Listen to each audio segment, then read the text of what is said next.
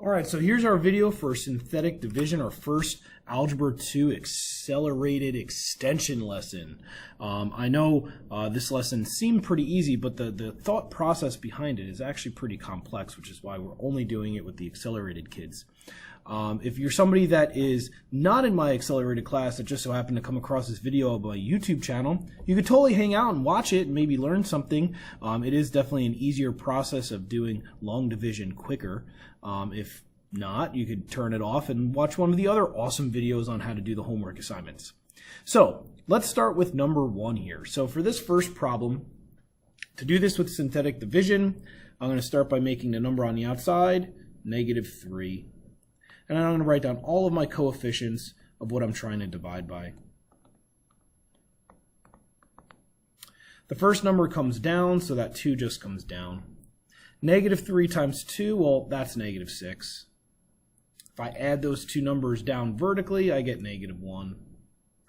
-3 times -1, well, that's +3. Add vertically, -10. -3 and -10, well, that's +30. Add vertically, and I get 8. And look at that, so nice, this comes out with no remainder. Remember, that last number is the remainder. It's not part of the answer. So if I was to write this answer out, I tend to like to write these backwards. I don't know if you noticed me doing that in class today, just to make sure that I have the right exponents on each variable. So 8 is the last number.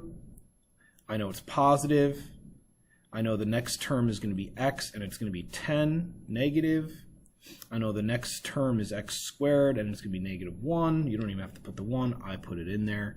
And x to the third power with a coefficient of 2. There is no common terms to divide away, so we are done. Let's take a look at the next one.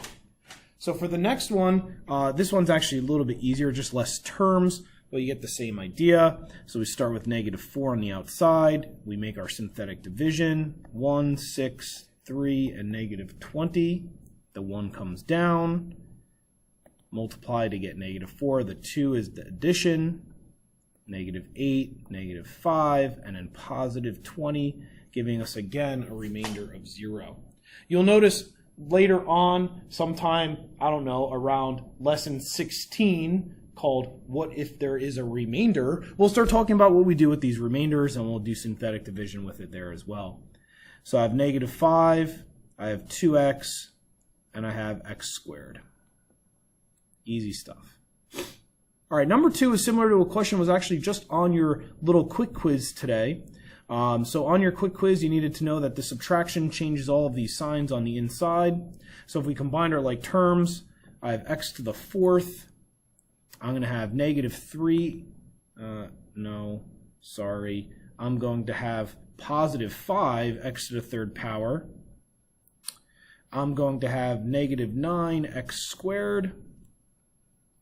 And -45x. Notice neither one of those parentheses up top has a term without a variable, so really we have +0 at the end, divided by x plus 5. Let's just double check that. X to the 4th has nothing to combine to. 2x cubed combines with -3 by subtraction, so that makes plus. -4 and -5 makes -9, and then a negative there, perfect.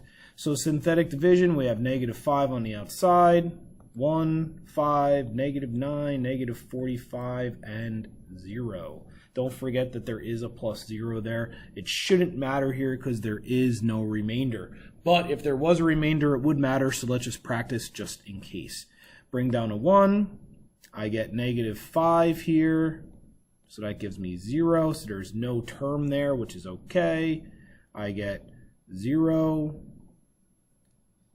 give me -9. I get +45, which gives me 0. I get 0, which gives me 0. So there's a lot of zeros in this one, but let's kind of see why. So this is going to be the remainder, the integer term, and then we have our x term. So we have -9x. We have no x squared term, but then we have an x cubed term. There's our answer. Hopefully this video helped. If you're using these just to check your answers, even better. If you're using it because you don't know what you're doing, hopefully it helps. If not, come and see me for help.